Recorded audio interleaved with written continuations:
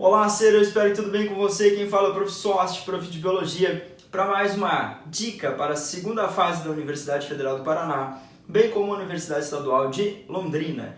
Dá um print na tela que o assunto de hoje é meiose e gametogênese. Duas questões muito boas para a prova e eu gostaria de algumas informações muito importantes. Por exemplo, meiose. Quando nós pensamos em meiose, nós pensamos na divisão celular. E essa divisão está associada a uma redução no número de cromossomo e também na quantidade de material genético. Então eu tenho células aqui representadas por 2N, que são células diploides. Essas células diploides passarão pelo processo de meiose e darão origem às células haploides. Então eu tenho uma redução da ploidia. Eu tenho uma redução também na quantidade de material genético. Na meiose, nós tínhamos uma fase bem longa, chamada de prófase 1, que era subdividida em leptóteno, zigóteno, paquíteno, diplóteno e diescinese.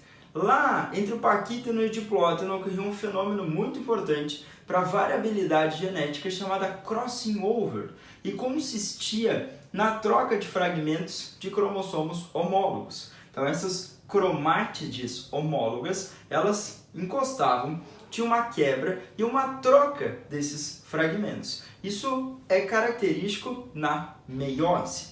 Quando nós pensamos no final da prófase 1, os cromossomos estarão alinhados já numa região chamada placa equatorial. E lá nós temos o pareamento dos homólogos. Isso caracteriza a metáfase 1. E isso é importante, pois na fase seguinte, que é a anáfase 1, ocorrerá a segregação ou a separação dos cromossomos homólogos. Então a anáfase 1 caracteriza-se pela separação dos homólogos. E quando nós temos a separação dos homólogos, nós temos a redução da ploidia. A célula 2N vai passar a ser N ou haploide.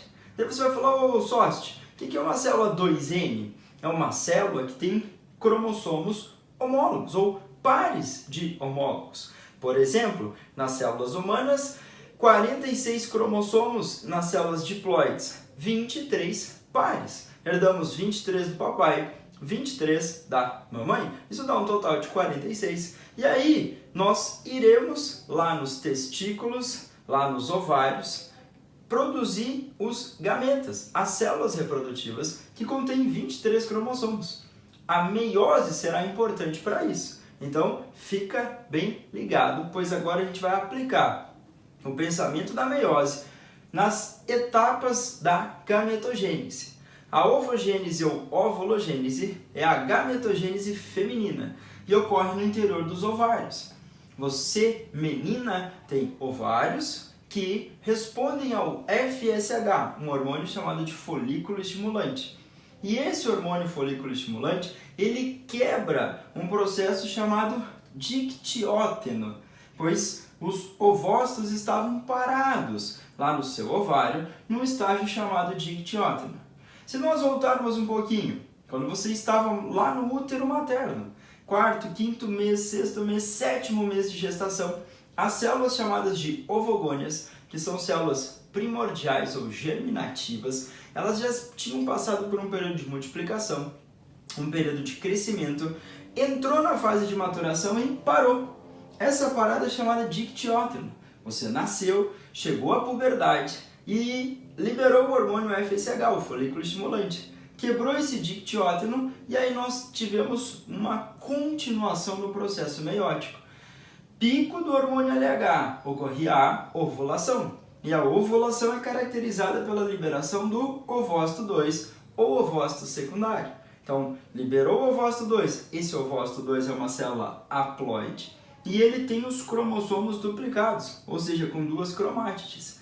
Se o espermatozoide fecundar esse ovócito, aí nós temos a segunda divisão ou a segunda parte da separação, pois estava parado na metáfase 2 o ovócito que foi ovulado. Se fecundado, nós teremos a segunda etapa, término dessa etapa, e aí pronúcleo masculino e feminino já vai formar a célula ovo ou zigoto. Você observou que tem duas células de menor tamanho. Então, nas mulheres, nós começamos com uma ovogônia, multiplicação, crescimento, maturação, ovócito 1, período de maturação, ovócito 1, ovócito 2, liberado na ovulação, espermatozoide fecunda. Só que aqui na transição ovócito 1 ovócito 2 ocorre a formação de um primeiro glóbulo ou corpúsculo polar, que é uma estrutura estéril. Se ocorrer a fecundação ou fertilização, nós teremos a formação do segundo glóbulo ou corpúsculo polar, que também é uma estrutura estéril. Então essas estruturas degeneram. Então é um pouquinho mais complexo no organismo feminino, lá no interior dos ovários. A sequência que eu gostaria para essas provas é ovogônia, ovócito primário, ovócito secundário, que é o que é liberado. A prova pode pensar, quantos cromossomos eu tenho aqui? 46 numa célula diploide. Esses cromossomos duplicam o material genético. Então, depois de duplicar, nós teremos duas cromátides, elas estarão bem visíveis, condensadas na metáfase. E aí, prof, separa o homólogo. Separa o homólogo, anáfase 1. Nós temos o término da primeira divisão e redução na ploidia. E pico de LH, ovulação, libera esse ovócito 2. O ovócito 2 é uma célula haploide e o cromossomo tem duas cromátides, ele está duplicado. Se ocorrer fecundação, aí a gente tem a separação. E a anáfase 2 vai separar essa cromátide irmã. Então é um pouquinho mais complicado. Ovogônia, ovócito primário, ovócito secundário. Nos meninos, no interior dos testículos, existem as células germinais ou germinativas, que são as espermatogônias. As espermatogônias vão passar por um período de multiplicação, assim como as ovogônias. Na multiplicação, nós temos a mitose, uma fase de proliferação celular. Agora, essas células entram na fase de crescimento. Crescimento aqui. Não tem divisão. Ela vai duplicar o material genético, ela vai sintetizar a proteína, vai estender a rede de compostos internos da célula. E aí, esse espermatócito primário, depois da fase de crescimento, ele vai entrar no período de maturação. Esse espermatócito primário sofre a primeira divisão meiótica, separação dos homólogos, formam os espermatócitos secundários, que são células haploides ou N, e os cromossomos estão com duas cromátides ou duplicados. Depois eu terei a segunda divisão, anáfase 2, separação dessas cromátides e formação de 4 espermátides. As espermátides passarão por um processo de diferenciação chamado espermiogênese, formando um total de 4 espermatozoides. Agora, esses cromossomos são simples e essa célula é haploide.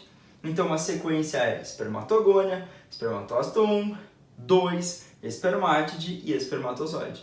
Perceba que a partir de uma espermatogônia, nós formamos 4 espermatozoides. Se a prova citar para você que um homem possui 250 mil espermatogônias lá nos testículos, e elas entrarão em meiose para a ocorrência da fase de maturação, produção dessas células especiais. Se eu tenho 250 mil, cada um entrar, nós vamos produzir 4 vezes mais. 250 mil, 500, 750, 1 milhão de espermatozoides. Nas meninas, uma ovogônia, um ovócito primário, um ovócito secundário, o espermatozoide fecundou e aí o processo de desenvolvimento embrionário tem o seu início. Então, essas características elas são importantes. Foca na gametogênese, multiplicação, crescimento, maturação. Isso é comum a meninos, meninas. A fase de multiplicação e crescimento nas meninas tem início ainda na vida intrauterina, lá na vida embrionária. Nos meninos, isso não vai acontecer tão especificamente como nas meninas. Quando nós pensamos na gametogênese e meiose, células diploides, meiose, formação de células haploides. Então foca, um bom estudo e uma boa prova.